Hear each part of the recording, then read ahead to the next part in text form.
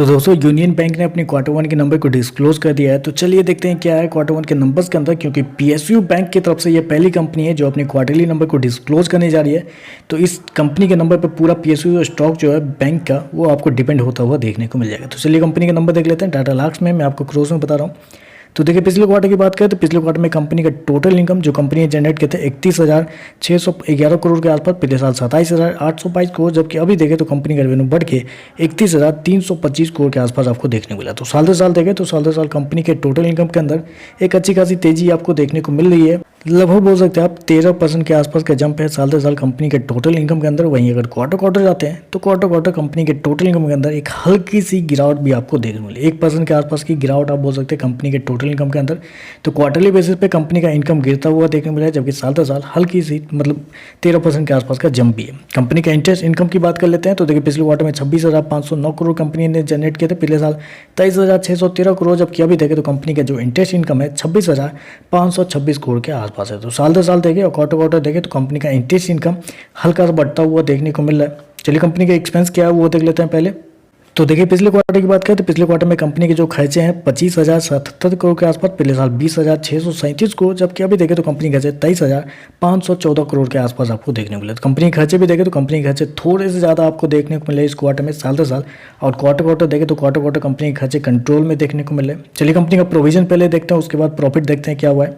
तो प्रोविजन की बात करें तो देखिए पिछले क्वार्टर में कंपनी ने 1252 करोड़ खर्च किए थे प्रोविजन के रूप में, पिछले साल 2004 करोड़ खर्च किए थे, जबकि इस क्वार्टर में कंपनी का प्रोविजन 2856 करोड़ के आसपास है। तो कंपनी का प्रोविजन देखें तो इस क्वार्टर में आपको बढ़ता हुआ देखने को मिला है साल दर साल, क्वार्टर क्वार्टर दोनों, जो कि थोड़ा सा चिंता वाली बात है।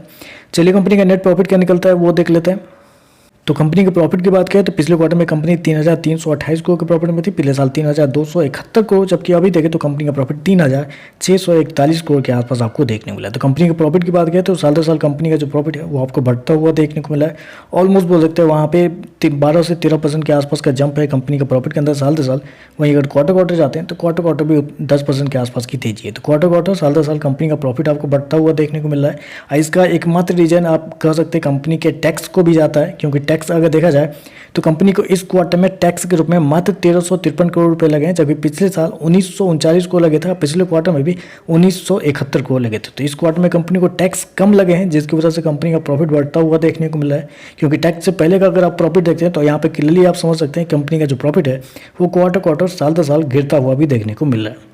चलिए कंपनी के एनपीए देख लेते हैं। तो एनपीए पिछले साल अगर देखा जाए तो ग्रॉस एनपीए 7.34 से गिर के 4.54 के आसपास आ चुका है, जो कि पिछले क्वार्टर में 4.76 के आसपास है। तो ग्रॉस एनपीए देखें तो आपको साल दर साल क्वार्टर क्वार्टर कम होता हुआ देखने वाली अच्छी बात है। नेट एनपीए भी 1.58 से गिर के 0.90 के आसपास आ चुका है, जो कि अच्छी बात है। पिछले क्वार्टर में 1.03 के आसपास। तो gross NPA net NPA company का संभलता हुआ देखने को मिल रहा है। ऑपरेटिंग मार्जिन की बात करते हैं तो 26% से गिर के 25% कंपनी का ऑपरेटिंग मार्जिन आता हुआ देखने को मिला साल दर साल। इसका मतलब क्लियर है कि कंपनी के मार्जिन के ऊपर आपको अच्छा खासा असर आपको पड़ता हुआ देखने को मिला। ओवरऑल अगर नंबर को मैं समराइज करूं तो नंबर आप एवरेज टाइप के नंबर इसको मान सकते हैं, क्योंकि कंपनी का रेवेन्यू देखें तो कंपनी के रेवेन्यू के अंदर तेजी है साल दर साल, क्वार्टर क्वार्टर गिरता हुआ देखने को मिला है कंपनी का रेवेन्यू, जो कि थोड़ी सी चिंता वाली बात है। और प्रॉफिट भी देखें तो अगर टैक्स की वजह से कंपनी का प्रॉफिट आपको बढ़ता हुआ देखने को मिलता है। ओवरऑल देखें तो मेरे हिसाब से एवरेज टाइप के नंबर दिए गए हैं कंपनी के द्वारा। देखते हैं मार्केट इस नंबर को कैसे रिजेक्ट करता है। तो चलिए बस आजकल बता इतना है। वीडियो पसंद आए तो लाइक कीजिएगा, साथ में साथ चैनल को सब्सक्राइब जो कीजिएगा। धन्यवाद।